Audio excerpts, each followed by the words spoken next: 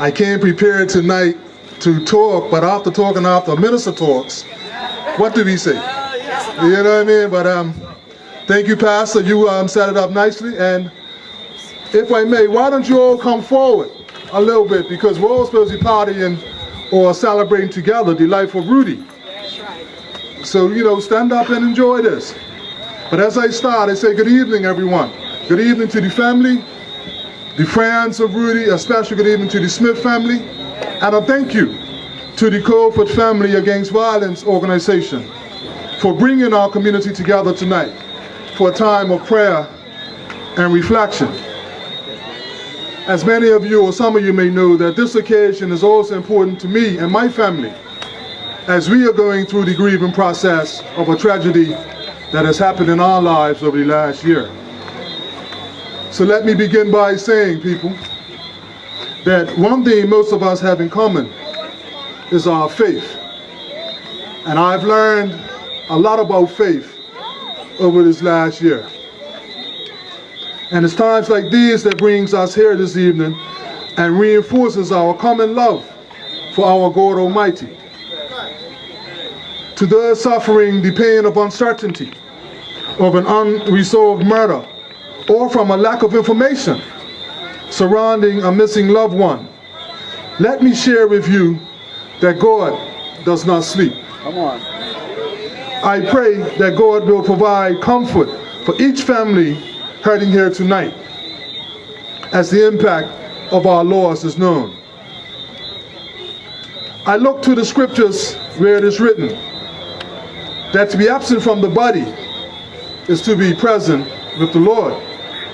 The book of Corinthians tells us, for we walk by faith and not by sight. It goes on to say, we are confident, I say, and willing rather to be absent from the body and to be present with the Lord. I am blessed tonight, family, to be surrounded by people who not only love God, but by their words and their deeds. We love each other. We love our brothers and sisters. We are hurting right now. We're hurting right now at the losses that we have had.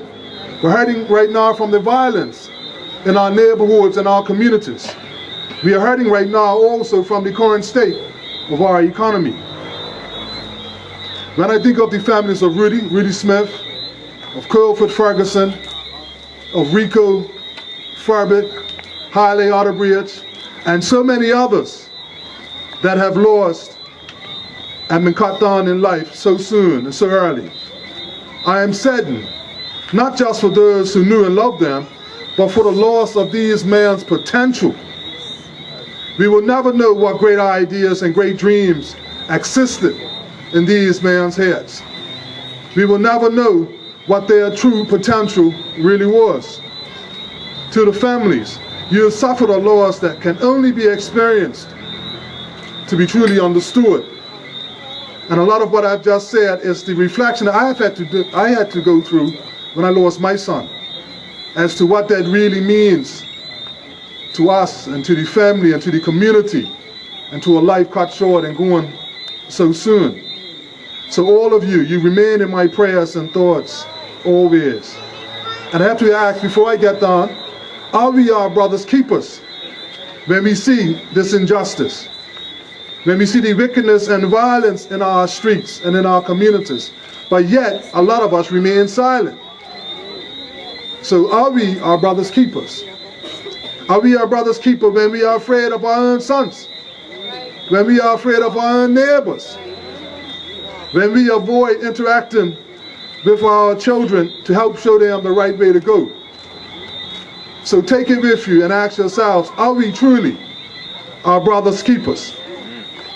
Because all of us, family, have a role to play.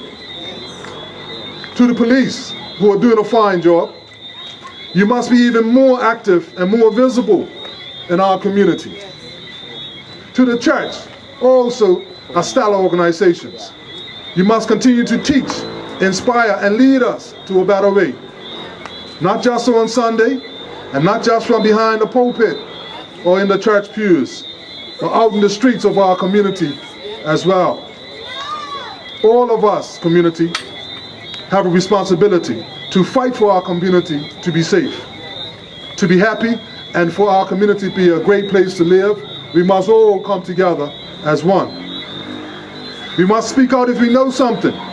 I implore you, we must speak out if we know something. We must use the Crime Stoppers Anonymous tip line, 800-8477. That's 800-8477. Because we are responsible to each other, and we must support one another. And I know that it isn't easy. It is dangerous, and many of us are scared. We recognize that. But we must walk by faith and not by sight. Let us now step out on faith together in the belief that with God's help, no weapon formed against us, his people, will prosper. So as I close, peace be with each and every one of you tonight and always. God bless you.